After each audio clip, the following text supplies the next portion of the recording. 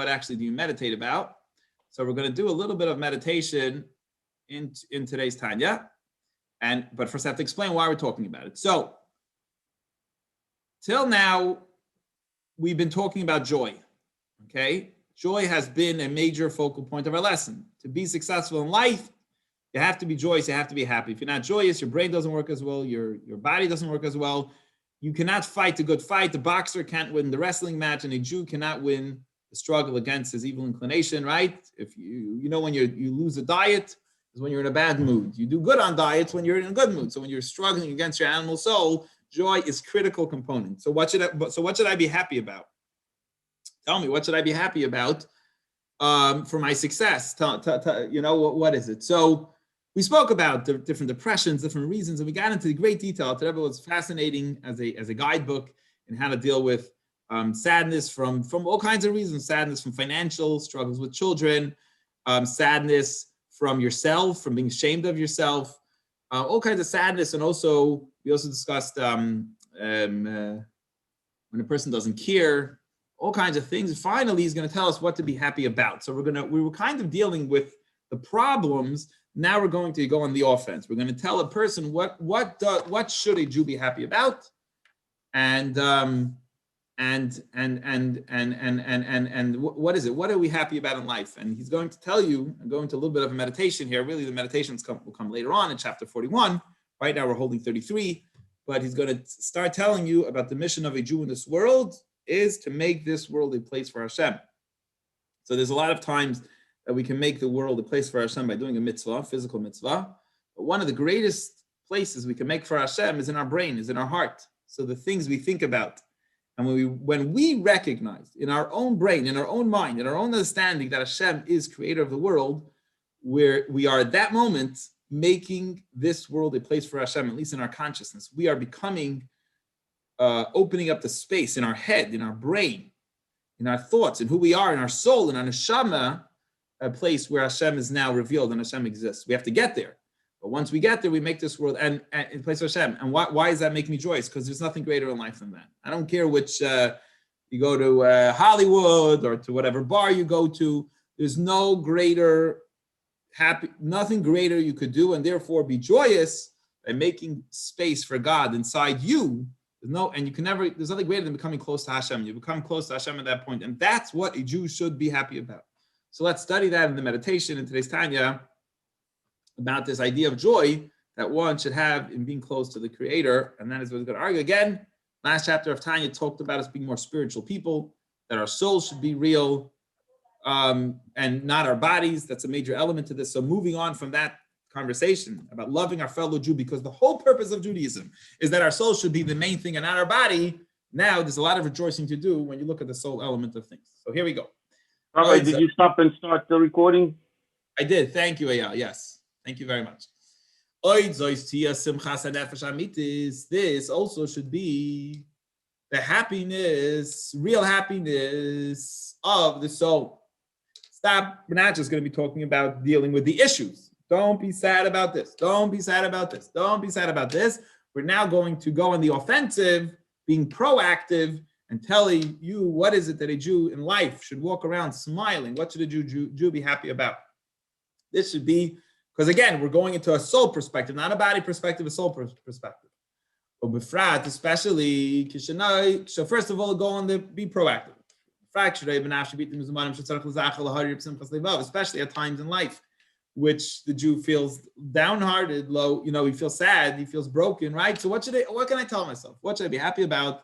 As I then, start to meditate, think deeply in his brain, and create the picture in your intellect, start to create this image of Vinasai, and in your understanding, what image and what meditation should we go to? In Yehuda Yisbarech, the one is the unity of Hashem, Ha'amiti, God's true unity.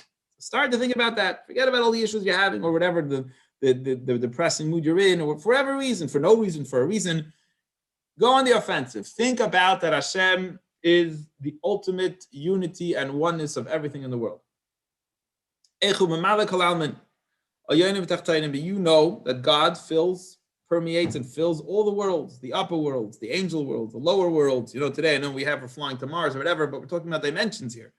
The deeper dimensions, the angelic dimensions, the dimensions of the world of Atzilus and Bria, all the worlds, and even our world, Hashem is literally everywhere, everywhere, everywhere, everywhere, and everything, in every place, in every atom, every single place of everything in the world. Hashem fills everything, the upper and the lower worlds. Even our world seems like a lowly world. Hashem's glory is everywhere. You got to open your eyes. But Hashem is literally everywhere. Hashem, look around, everything Hashem created. Hashem is in everything. Hashem creates everything. Just look outside your window, look at everything in the world, and you'll see, even in the room you're in, everywhere, Hashem fills everything. And not just this, Hashem everywhere. And then continue to meditate. So that's the meditation that you think about. Number one is that literally God is in everything, is everywhere, creates everything, and is everywhere. And number two, then you continue to create this image in your mind. And everything that we do see in the physical world, all of creation really is nothing relative to Hashem's presence, is really nothing. So not just does he fill everything, but everything that there is really nothing relative to him. Okay, so you're continuing it. This is, I guess, is going really short. You could really imagine this in your mind at great length. But this is, in short, these are two steps so far, I guess, to the meditation. Is one, that Hashem is in everything and that everything is nothing to Hashem. Continuing on the second idea that everything is nothing before Hashem. Hashem is only one in the upper worlds, even in the angelic worlds, the higher worlds, in the higher dimensions. God is the only real existence. Even the lower worlds, really everything is nothing relative to Hashem. Just like before the 6 days of creation, before God created the worlds, we Jews believe that Hashem is the creator of the world, of course. He's the builder, the construction of the world. Before he made the world, before the 6 days of creation, Hashem was the only existence. Guess what? It's exactly the same thing too now. Even though in our perspective, it seems like we now have a full, total creation. I guess all the planets and all the stars and everything else, Hashem made this, our world and so on, our world. Shemayim, va'aretz, the heavens and the earth, and all the planets, the hosts and everything. Hashem always was the only existence that was there before he created all these things. So too now. Hashem still is the only one. There really is nothing else. Without any change. Why? But I see it. So how do I explain the contradiction? Because even though you see it, relative to Hashem, right? Theory of relativity here, they're nothing. When you match them up to God, they don't exist. They're really nothing to the energy that to Hashem's energy, that they don't exist. So this is, you're continuing this picture in your head. You're continuing to understand this imagery, so that Hashem was one before he was the world, and guess what? Hashem continues to be one even after the world was created. Hashem is totally and ultimately and totally one. Why? So he just helps you with the meditation. These are the meditations. How could it be? How could I grasp? Is it here or it's not here? So if it is here, I get it. Hashem, what do you mean relative to Hashem? It's not real. It doesn't exist. So he gives you two analogies. I think he's going to have for sure one, maybe two. Let's talk within the human being. Let's give a personal analogy from the way our biology works, I guess, from the way the way the human being works. A person thinks, we brought this at length in chapter 20, 21, we spoke about this, so we're just going to touch upon it in short, but we went into great detail, I don't know, a month or two ago when we spoke about it, that we think in letters, okay? Our brain thinks in letters. Everything, the thoughts that we're all thinking now, I'm trying to describe to you what's in my head, and you guys are trying to understand what I'm trying to describe, or read the Tanya here, you're thinking in letters. Right? I guess it depends which country you're from. You're used to those letters, you think in those letters. So when you speak, also I'm speaking English. My speech here is broken up into many different letters in order to give you the thoughts that I'm thinking. So the letters of my thought and my speech that we're all thinking and speaking now in are relative to their ability to speak, which is the soul, which we went into length, is that the souls eventually come from the soul, the neshama, So what's the source? It's the soul, the neshama, the soul, the nefesh, the essence soul, which gives you the energy to think and to speak. Which when we spoke about the soul at length in chapter 3, remember in Tanya a while ago, they're made up of 10 energies, the number 10, which were Chachma, Bina Das, which is the intellectual part, is wisdom, understanding, knowledge, which is the soul, which has the ability to think, which it comes down into the person, into the human being, into the soul, which we experience into our thought and speech, which they originate from some kind of like infinite energy, which is higher than shapes and letters, which will eventually turn into shapes and letters within ourselves as we think and speech. Before they get into your intellect, like we explained at length in chapter 20. So that's example number 1. So example 1 is, look, you're speaking and thinking, but relative to the energy that makes them, they're nothing. So like, let me just go back to that example for a little bit. So we said that like when I speak, my word now, I say the letter A has value. You all heard me saying the letter A, and you appreciate the value of that letter A and what it's expressing. But relative to my ability to speak, remember, I could say 1,000,000 times A. So what value does, relative to, maybe that I'm saying A, but relative to my energy that's capable to say a billion times the letter A, how many times I'll say the letter A in my life, it's insignificant. It's very, very little value. It's relative to that.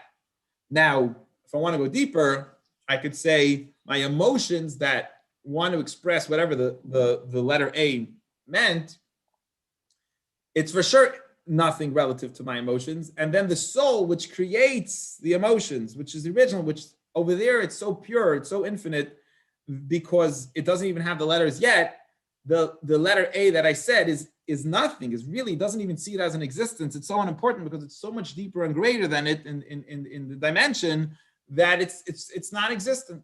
And that exactly is the world. So the world, I guess, is like in my analogy, is the letter A, but relative to Hashem's infinite energy without shapes, it looks at the thing, it doesn't even exist. It's a joke. It doesn't even exist. It's so unvaluable. It's not like someone who, let's say, I heard someone say, relative to that wealthy person who's a multi-billionaire, it's chump change, whatever. I heard this on the radio yesterday, 2 days ago. But that means still that it's $1 to $1 billion is really, I think my son asked me if I asked, what is the name, from Amazon for for something that they sell on Amazon, what's in the CEO of Amazon, Jeff Bezos, will he give it to me? It's nothing to him to give a thing. Will he give me this $50 toy, whatever that they sell on Amazon? So, but the fact is, even $1 to $1 billion is still significant. It's still 1 in a billion. Fine, to him it might be like a penny to you, relative, but we're going much deeper than that. We're saying that the source is infinite here. So $1 to infinite is non-existent. Doesn't care about it. It doesn't even exist. So even though the world to us, this whole big world seems to exist, and to Hashem, it's nothing. It doesn't even exist. It's Hashem fills it, but on the other hand, also it's really nothing to Hashem. Next example. I once tried to help you with this idea. Give you another example. Mashal Gashmi. There's another physical example. The sunlight. Right now, we each in our wherever we are, and the sunlight coming into your room that you're in, and it's lighting up your room. It's pretty powerful, right? If you have the window shades open, you're getting a lot of light into the room which you are. So you like the light. It's beautiful. It's amazing. It's pure. It's a nice sunny day right now outside. It's melting the snow. Very, very powerful. It's warming up the earth. The sun is powerful. However, b'makoiroi, compare now that sunlight to its source, which is the sun itself, the source of the light, which put it up in its source, put it relative to the sunlight, that the light came from somewhere, it had to travel the thousands or millions of miles away. So the light there is much stronger than here. Relative to the sun, the light that's in your room now, once you bring it up to the sun, or even light that's coming out of the sun, relative to the sun itself, it's non-existent. It doesn't exist. You don't see it. So Down here, you see it. Over there, it doesn't exist. You'll look at it, you will not see anything. Because at a certain point, when something goes to something that's so much greater than it actually doesn't exist. The kacha mamish. And so too here, Derech Mashal, who bitul ha'olam u'malayah.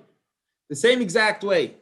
Our world to us seems like a major existence, but relative to Hashem, garnished. It's nothing. It doesn't exist.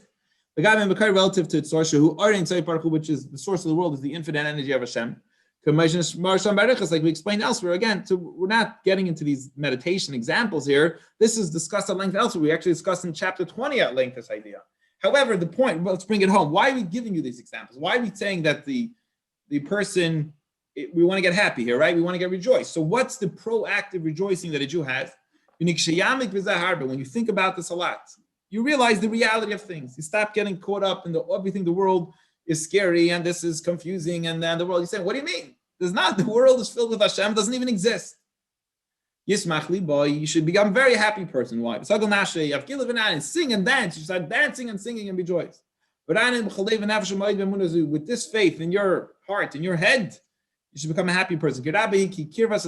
Because you have just become a seat to God. You become a conduit for Hashem himself. You know the reality. Hashem is real within you, the real creator. You're now, right now, close to the truth and reality of the existence of the world. And that should make you happy. You are fulfilling your whole purpose and mission in this world right now. This is the entire purpose of Hashem. Why does God even need you here in this world? This is your whole purpose of your creation, that you even exist. And the reason that God created the whole universe, and we know now with science how big and great it is. Hashem made all of this, everything and all the existence and everything in the stock market and Manhattan and the oceans and the islands and everything else. Is all the meditation here is that everything is just to make a house for Hashem. Like we will in a few chapters of Tanya explain this at great length. We'll explain this idea. However, right now, just to get us happy, by you thinking about Hashem, that he's the real energy and power, nothing, Hashem fills everything, and Hashem, nothing actually exists relative to Hashem, you just created your purpose, your entire purpose and mission of yourself, the entire purpose and mission of everything in the world, to make this world the world for Hashem. You just open your mind and your heart, recognizing the truth of existence, that Hashem is everything. And my gosh, how could you not be happy? You just become close to the Creator. You just become close to God. What else in life could be better than that? Imagine a low, simple, basic person, a regular person, walking down the street, regular guy, regular Joe. And he comes close to a king. The king knocks on your door. Today, we don't really have a king, so it's not, and back in the day when they had the czar and so on, I guess this was easier to understand. But a king, I guess today it depends which side of the political aisle you're on, whichever one you like better, okay? Whichever side of the political aisle you're on. Imagine he comes to it's so polarized today, so we can't really give this example, but imagine if there was a king who everybody respected and he came to your door, he knocked on your door, sat down in your couch in your living room, and came and just wanted to hang out with you. He became the guest. You became the host of the king. How happy would you be? All he wanted was to come into your house and be there. And you have now given that to him. You let him be in your house. And that is exactly, and even more so, going on with Hashem. He just wants some real estate in your head. Not all the other garbage. Don't give real estate. What do they say? Why are you giving free real estate to all the other kind of garbages? King of kings, king of all kings, creator of heaven and earth, wants real estate in your brain, in your heart.